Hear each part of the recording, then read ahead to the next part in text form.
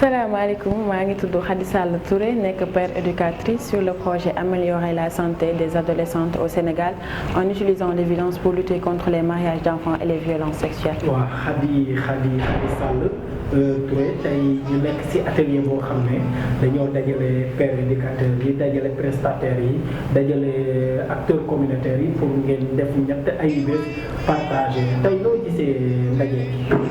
waaw atelier bi moom am na solo torop parce que indi nañ fi acteurs communautaires yi indi fi prestataires yi indi tamit sage-femme yi te ñoom ku ci nekk jàngee nañ dara ci ñoom sage-femme yi wax nañu loo xamante ne xamuñ ko woon prestataires yi indi nañu tamit ay nouvelles idées yoo xamante ne xamuñ ko woon atelier bi daal am na importance torop. tey activités yi nga xam ne yéen a ngi koy def dans le projet ban impact nga yaakaar ne am na ko ci communauté bi. waaw atelier yi ci activité yi ñuy def moom impacté na trop ci communauté bi parce que gis nañ ne suñu morom yu bari ñu ngi leen di jàppale am na yenn feebar yoo xamante ne yu bari amoon nañ ko noppiwaale ko mais à travers suñuy activité yi ñuy def causerie yeeg yeneen yi dina leen permettre ñu am seen moromu jeune boo xamante ne moom la ñuy ñëw waxal ñu jàppale leen ba ñu mën a régler loolu franchement. par rapport ak recommandation yi tey soo dañuy defal ay recommandation partenaires yi mais Enda Santé ak APHRC loo leen di wax. waaw ñun moom franchement bëgguñ activité yi mu jeex ndaxte besoin bi mu ngi fi ado yi soxla nañ ñu te am na yeneen quartier yoo xamante ne ngeen bëgg dem toucher fa pour waxtaan ak yi ado yi fa nekk bëgg nañ tamit waxtaan ak yeneen ado yooyu noonu yëpp pour ñu fekk si ñu ci lu ñu nekk new na dañuy dem jàngal leen dañuy dem diisoo xalaat ak ñoom te ñu ngi leen di jàppale tamit ci lu bari. Merci beaucoup.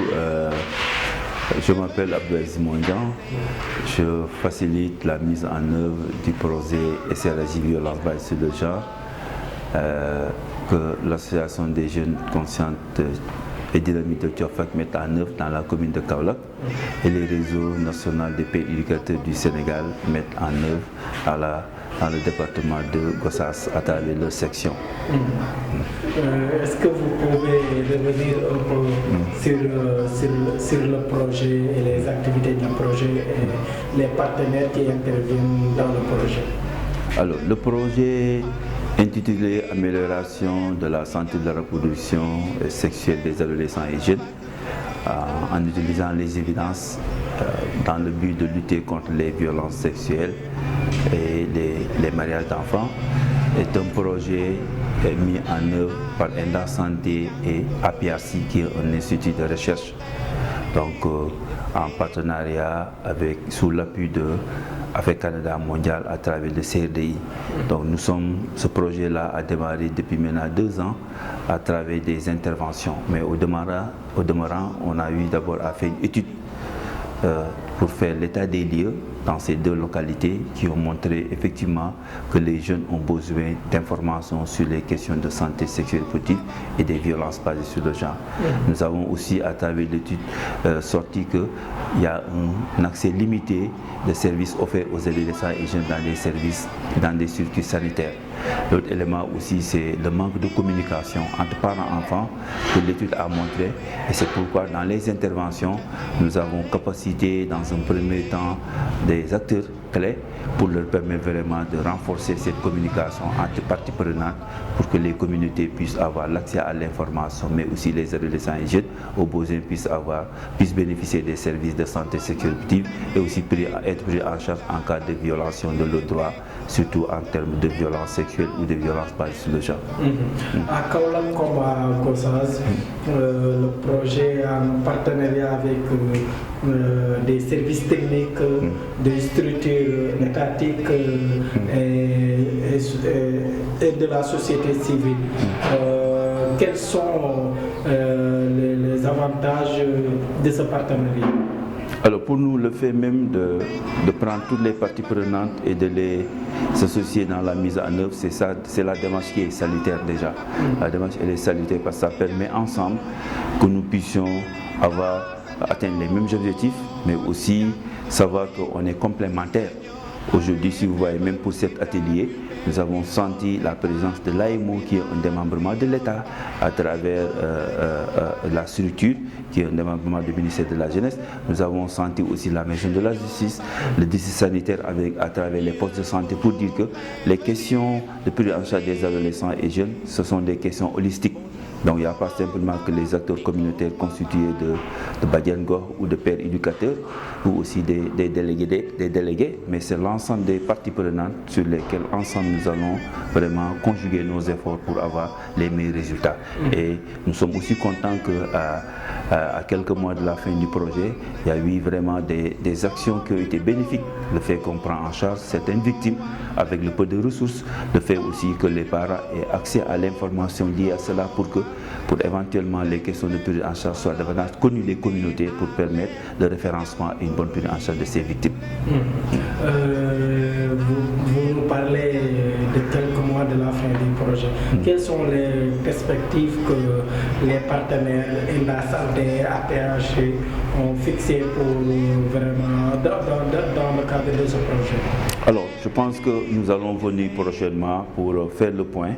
sur l'état de mise en œuvre globale du projet. Mais déjà, au niveau stratégique, on est en train de discuter pour comment élargir ces interventions dans tout le département ou dans les deux régions cibles du projet, au-delà même de l'appui de CRDI à travers avec Canada Mondial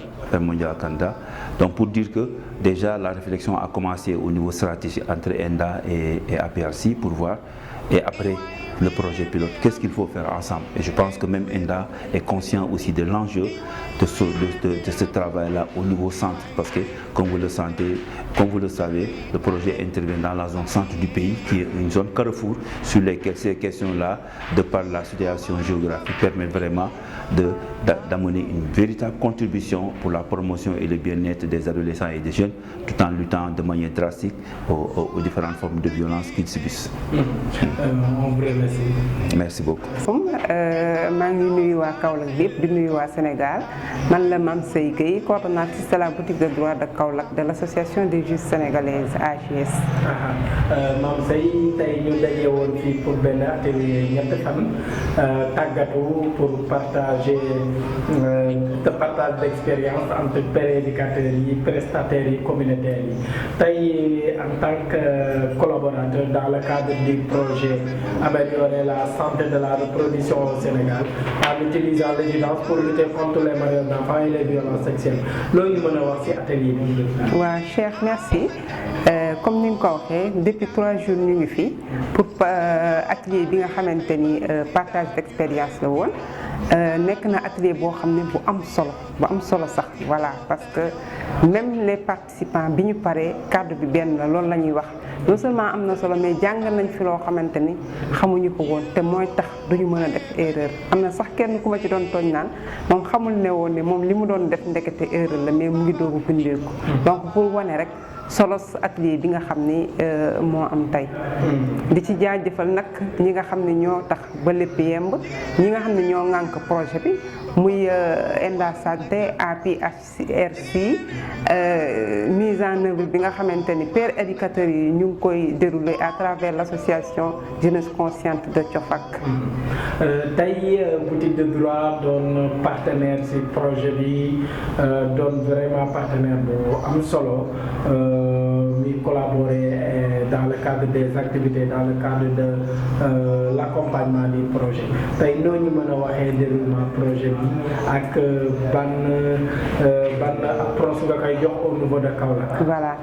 merci Cheikh, laaj bi am na solo parce que ñun mën nañu wax ci boutique de droit, mën na wax ci projet bi lu bëri, parce que boo bëri na activité yoo xamante ni ñoo ko déroulé ensemble. Nga def confiance boutique bi daal di ñëw gis ñu pour mise en œuvre bi. Bon, muy émission muy atelier yoo xamante ni dañ ko animé sur les mariages d'enfants, sur les violences, sur la santé de la reproduction ak ak les prestataires de services yi nga xam ne ñoo nekk ci hôpital bi les personnels de santé les acteurs communautaires les pères éducateurs mu nekk lu am solo parce que boole nga ñëpp quoi dañuy boole ñi nga xamante ni ñëpp ñooy yëngatu ci wàll wi pour ñu mën a toog waxtaan partager donc nekk na ñun def nañ ci ay activités nekk na loo xamante ni lu am solo te xam naa ni amal na njëriñ jeunesse su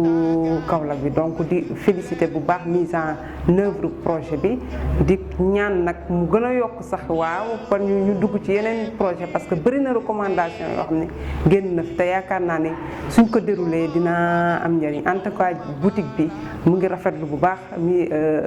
initiative bu projet bi ak jéego yi nga xamante ni Enda Santé def na ko ci ak waa jeunesse association jeunesse consciente de Diofior en collaboration avec API API. tey yan recommandation ngay defal partenaires yi mi Enda Santé mi APHRC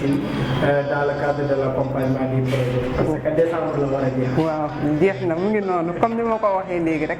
xam nga ñun naan loo def ren mu jig la bu déwénee da nga koy gën a dolli sax def nañ ko. voilà nekkoon nañ phase boo xam ne mën naa ni phase pilote la gis nañ njëriñ bi vraiment boutique bi surtout boutique bi moom bëri na ci cas yu bon victime yoo xamante ni boutique bi aidé nañ boutique bi ñu accompagner leen sur le plan médical et ça c'est très important ndax soxla woon nañu ko nekkoon na problème boo xamante ni xamuñu nuñ koy liggéey moo la di ñaan rek gën a taxawaat pour projet bi xool nuñ koy gën a tegaat defaat ay rallongement wala boog ñu ko continuer en quelque sorte pour que population bi mën ci bénéfice mu amal njëriñ askan bi di ñaan aussi di ñaan rek ñu gën a dolli xool na la ñuy tegaatee yeneen activité ko parce que bëri na recommandation yi ñu fi dugg génn comme ni ñu ko waxee sànq mooy xool lu ñuy waxtaanee ak askan soit des dialogues communautaires des causeries au niveau des écoles mais aussi sax ba ci lieu de détention yi nga xamante ni bon lieu de correction yi nga xamante ni xale yi fa lañ nekk. salaamaaleykum na ngeen def man la madame Diouf Yacine Lo sage-femme poste de santé Diofior. Madame Diouf ñu gannaaw bu ngeen ñëw ñu ngi dans le cadre du projet améliorer la santé des adolescents au Sénégal en utilisant l'évidence pour lutter contre les mariages d'enfants et les violences sexuelles. Enda Santé am na seen partenaire am bii di APHRC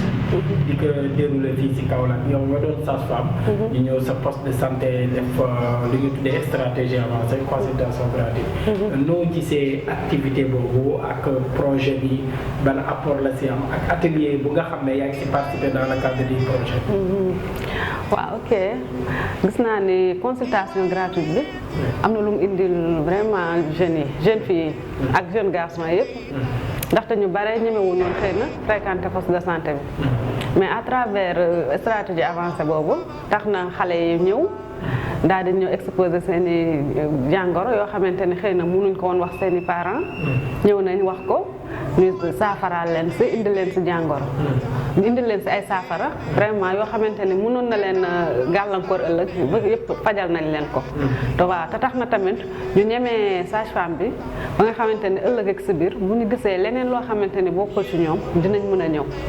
waaw vraiment loolu moom vraiment pas boo xamante ni la porte boo xam ne ubbil na leen ko pour jeunes yi di mën a ñëw di fréquenter poste de santé bi. atelier bu ñu def tey dajale pères éducateurs yi dajale leen prestataires yi ak ñeneen. pour ngeen partager dans le cadre de la prise en charge des adolescents noo ko gisee. waaw moom tamit vraiment am na importance bu rëy ndaxte vraiment jàng nañ fi loo xamante ni xamuñu ko am na échange bu baax. wax dëgg yàlla bon ku ci ne indi na sa contribution loo xamante ni yow sa morom xamu ko woon indil nga ko contribution boobu moom baax na dina tax bu ëllëgee si biir bu ñu amee yenn cas yi dañu xam naka la ñuy taxawee pour mën ko jël en charge. yan recommandation ngay defal partenaires yi ñaari ONG yi nga xam ne ñooy accompagner projet bi ni Enda Santé ak APHRC. ok xanaa léegi ñu gën a yokk bon lii bi rek par exemple bu ñuy defati formation ñu gën ko yokk jël yeneen père waaw di invité yeneen sage-femme aussi ñoom ñu ñëw participer bu ko defee kii bi gën a large daal xam-xam bi ñu fiy jëlee gën a large ñu mën a xam ne ñuy taxawee bu ñu amee yenn cas yi. maa ngi tudd Cheikh Tidiane Sène nekk le coordonnateur du projet améliorer la santé des adolescents au Sénégal en utilisant l'évidence pour lutter contre les mariages d'enfants et les violences sexuelles fii ci Kaolack. waa tey ñu nekk ci benn tàggatu benn atelier de 3 jours toujours dans le cadre du projet dajale fi pères éducateurs yi dajale fi prestataires yi dajale fi aussi communautaires yi pour ñu waxtaan xoolaat vraiment nan lañ gën a mën a ñoŋalee projet yi mais aussi nan lañ gën a mën a échanger pour vraiment ku nekk mën a jëlee ci sa morom dara. donc atelier boo am solo la ñu ngi gërëm partenaires yi Enda Santé ak APHRC vraiment ci opportunité bu ñu mayaat vraiment ñu gën a mën a former waat gën a mën a échanger ak suñuy prestataires ak communautaires yi. tey projet bi doon na projet boo xam ne vraiment kenn mënatul wax santé de la reproduction fii ci Kaolack te tuddoo projet bi tuddoo Enda Santé tuddoo APHRC mi autorité locale yi autorité administrative yi mi prestataires yi mi yenn service technique yi yu mel ni AMO yu mel ni boutique de droit lu mel ni maison de la justice tey vraiment approprié nañ projet bi mënoo wax santé de la reproduction te tuddoo projet bi rawatina aussi district sanitaire bu Kaolack nga xam ne vraiment ñu ñuy accompagner à travers la coordinatrice de la santé de la reproduction Tata Kodou Youm ñu ñuy accompagner bu baax a baax ci projet bi pour vous dire daal projet bi marqué na ay empreinte fii ci Kaolack am na liggéey bu am solo bu nga xam ne pères éducateurs yi ñuy intervenir ci projet bi yëpp def nañ ko kon duñ wax lu dul partenaires yi le besoin est là projet bi am na fi njëriñ trop ñu ngi leen di ñaan nan lañ ko mën a continuer avec d'autres projets gën a élargir champ d'intervention bi yeneen dëkk yi yeneen localités yi yeneen départements yi mën ci jot parce que luñ jot a am dans la commune de Kaolack rek vraiment dañuy toog ñi ñuy interpréter feneen pour ñu ñëw def fa activité pour ñu ñëw vraiment projet bi intervenir fa kon ñu ngi gërëm bu baax a baax di gërëm partenaires yi Enda Santé APHRC ak seen yeneen partenaires yi nga xam ne vraiment ñoo nekk ci gannaaw di leen accompagner merci.